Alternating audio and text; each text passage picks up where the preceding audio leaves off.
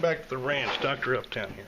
Got a question from user, his name is Rick SN777.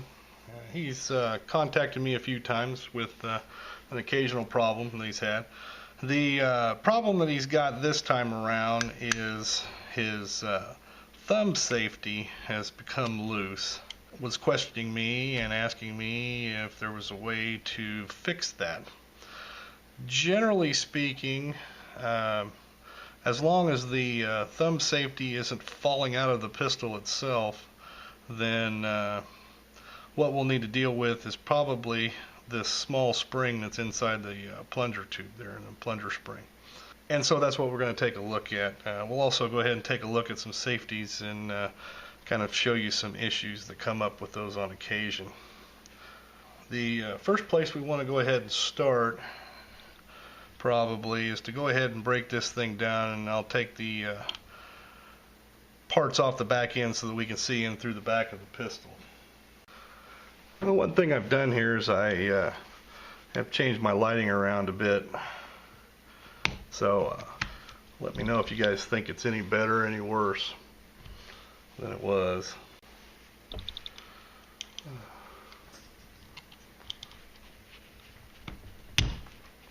Pop that pin out of the back end, get the mainspring housing off.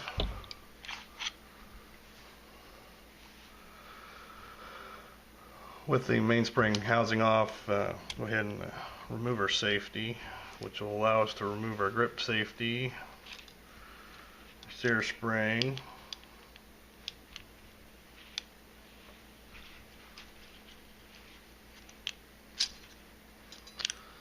and here's our plunger spring and pins, and the hammer pin fell out nice and convenient for us, so we'll set that aside. And what that does is that allows us to peer into the inner workings. Now, one thing we're going to go ahead and do for demonstration purposes is go ahead and install our safety back in. I'm going to go ahead and put the pins back in so I'm not having to fight the thing constantly.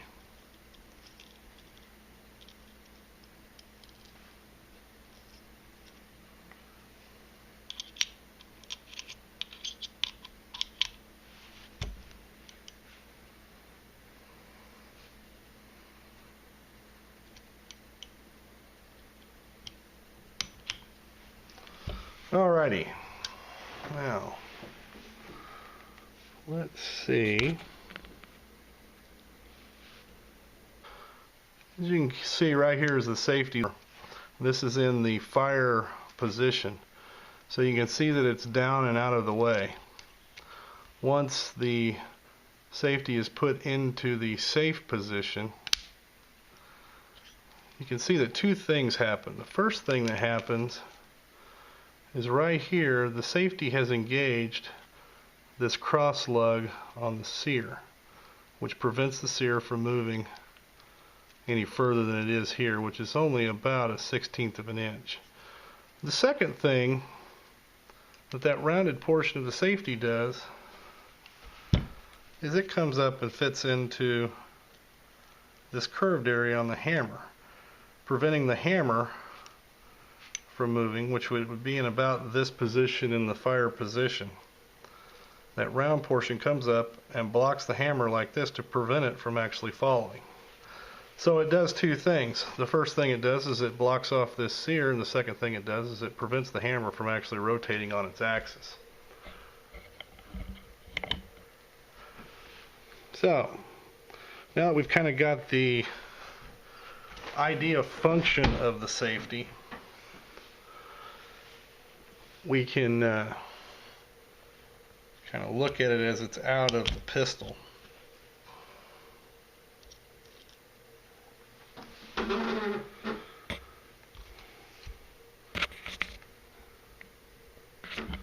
And again, you can see, let me flip that light back on again.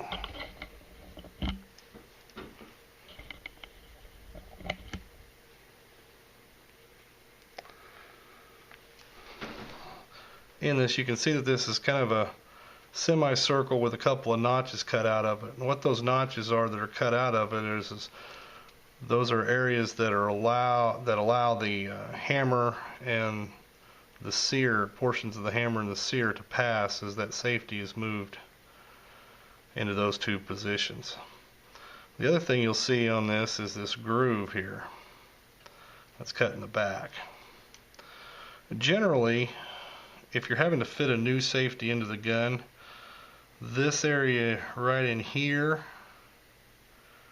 is where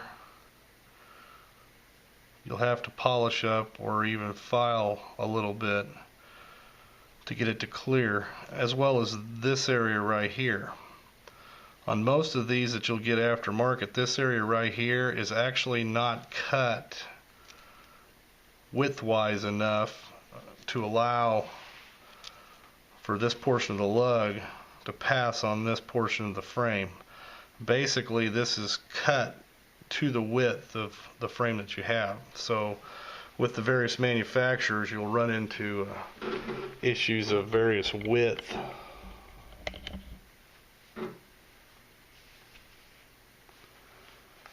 And that can hang up.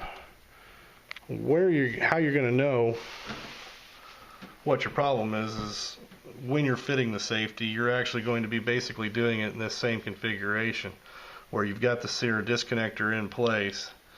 Take your safety, drop it in, and see that you're clearing the back edge of the sear here, and actually being able to block it off. And then a lot of times you can see how it's going to clear on the hammer with the hammer installed in the frame. What you may run into, though, is you may be able to get your safety to go in most of the way, but you'll be left in a situation like this where it'll go in to here and you can't move it, or it'll go all the way in and you're unable to move it, or unable to move it much. And generally what you've run into there, if you can't move it at all, you'll need to take a little bit off of the back side of this lug here, and if it'll go all the way in the frame but then you can't move it, you'll need to widen this groove up a little bit, because it's not allowing, there's not enough of an opening there to allow the frame to slip into this groove, which is what that does. And when it slips into that groove is what prevents the safety from pulling out when it's in the safe position. As you know, to remove the safety, you take it from the fire position to about the halfway, not completely on, not completely off, and then you just pull straight out. And what that groove does is that prevents the safety from coming out when it's in the safe position, and it prevents it from coming out when it's in the fully safe position, only allowing it to come out when the frame is actually out of that groove. And that's the reason for this odd keyhole looking shape, is these two little raised areas are what prevents it from coming out when it's in the safe and when it's in the fire position. So there's a little bit on how the safety is fitted. Obviously they come in lots of different configurations. I have 4 of them here. On the outside they all look basically the same. There may be some slight differences, and obviously this one's been used to fit a gun where the back end of it's polished off. But like I say, they come in a number of different configurations. They also come in extended and so on. But what I wanted to show you on these, and again, I'm not sure how well this is going to show up on camera, but we'll give it a try. See if I can get all 4 of these in a relatively close proximity to each other, and then we'll zoom in on them. And what you can see is, as these various ones have been used more or less, they've gotten different amounts of wear on them. But what you're looking for is a little detent hole here, or groove, for them to actually run in. And what this is this is where the spring engages the safety when it's in the fire position. And that detent, in conjunction with the plunger spring and pins, is what holds that safety in the down position. Now, depending on the manufacturer and stuff, you may have a small little area cut out on this lower trailing edge to allow the detent to engage when the safety is in the up position. But it may or may not have it. A lot of them don't. But what you're really looking for is this detent in the fire position. And your safety should have it, although some manufacturers don't put that in.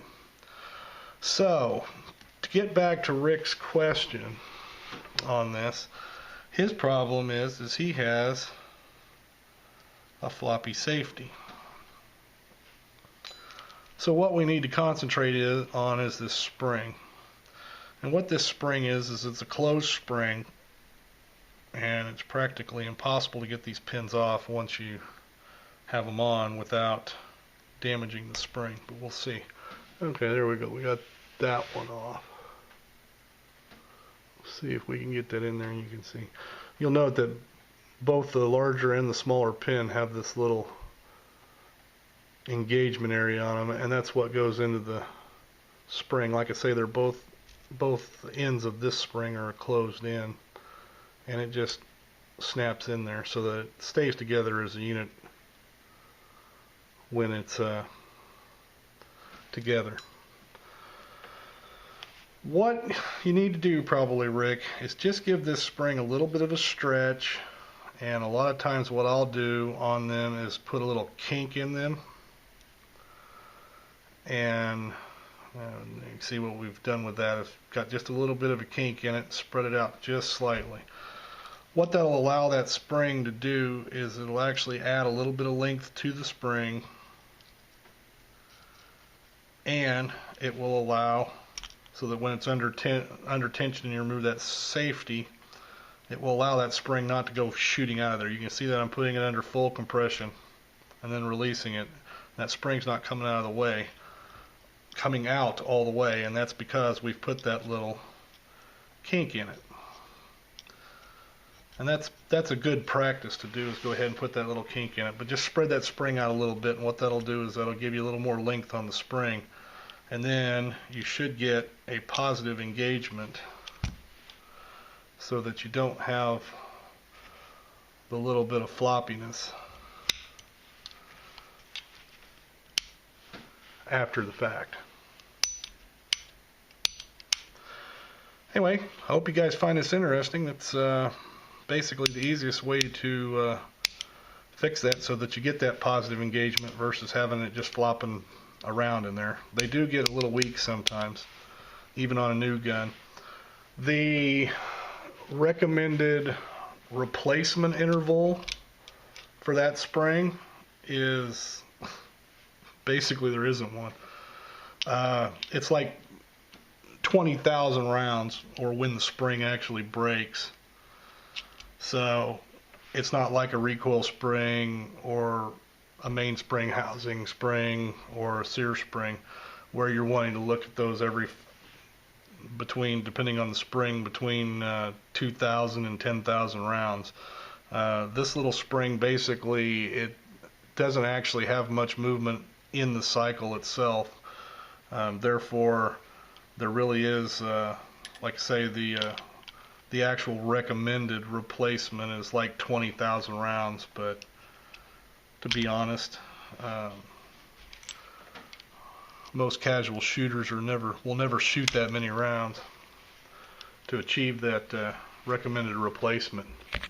So basically, replace it when it breaks,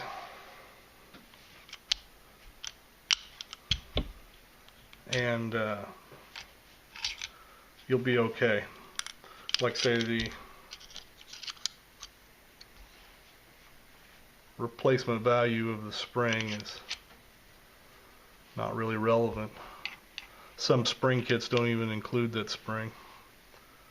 So anyway, I'm going to get this thing together right sooner or later. Anyway, I hope you guys find this interesting.